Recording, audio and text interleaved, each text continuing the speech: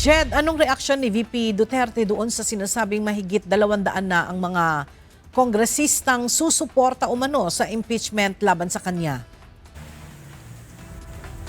Ela, sa halip na mangamba ay labis na ipinagtaka at kinwestiyon ni Vice President Duterte ang motibo sa likod ng naturang hakbang kaugnay ng kanyang impeachment.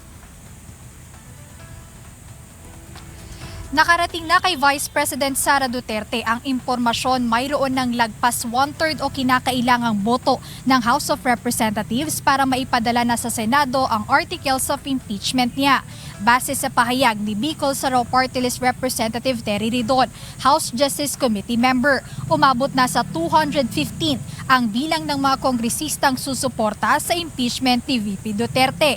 Ayon kay VP Sara, marami na namang miyembro ng Kamara ang umano'y kumita sa kanyang kaso. Ang tanging hiling lang aniya sa mga ito, mapakinabangan o mabahaginan din ang mga nasasakupan o constituents ng mga ito. So, madami ang pumipera gamit ang pangalan ko. Unta, mawisikan na ilahang mga constituents sa kwarta sa ilahang bulsa o sa ilang maleta. Nauna nang inihayag ni VP Sara na hindi na niya masyadong pinapansin ang mga nagsasabing sigurado na ang kanyang pagkaka-impeach dahil may kanya-kanya namang opinyon ang mga tao kaugnay sa kanyang kinahaharap na reklamo. Hindi rin aniya siya natatakot na mapatalsik sa pwesto. Sinabi pa nito na marami pa namang paraan para makatulong siya sa taong bayan. Samantala, ibinahagi rin ng Vice Presidente ang naging pag-uusap nila ng kanyang ama na si dating Pangulong Rodrigo Duterte matapos niyang bisitahin ito sa International Criminal Court o ICC Detention Facility.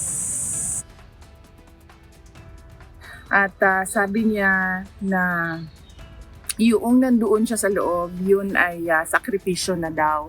So hindi niyo daw kailangan magsakripisyo dito sa labas sa Duterte Street. Ang gawin niyo daw ay magdasal para sa bayan at para kay Bongbong Marcos.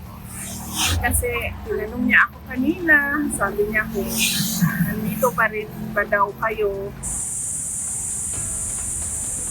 Ela, kaugnay nitong impeachment ni Vice President Sara Duterte, patuloy yung paghahanda ng iba't ibang mga panig gaya ng Senado, patuloy yung paghahanda o naghahanda sila sa iba't ibang eventualities and possibilities, oras na ipadala o i-transmit sa kanila ng House of Representatives yung articles of impeachment ng pangalawang Pangulo. Samantala, yung defense team naman ni VP Sara dito sa impeachment, patuloy yung kanilang monitoring doon sa mga development na nangyayari sa impeachment case si VP Sara at tiniyak nila yung kanilang kahandaan na depensahan yung pangalawang Pangulo oras na magsimula yung trial sa Senado. Ayan muna update, balik sa inyo.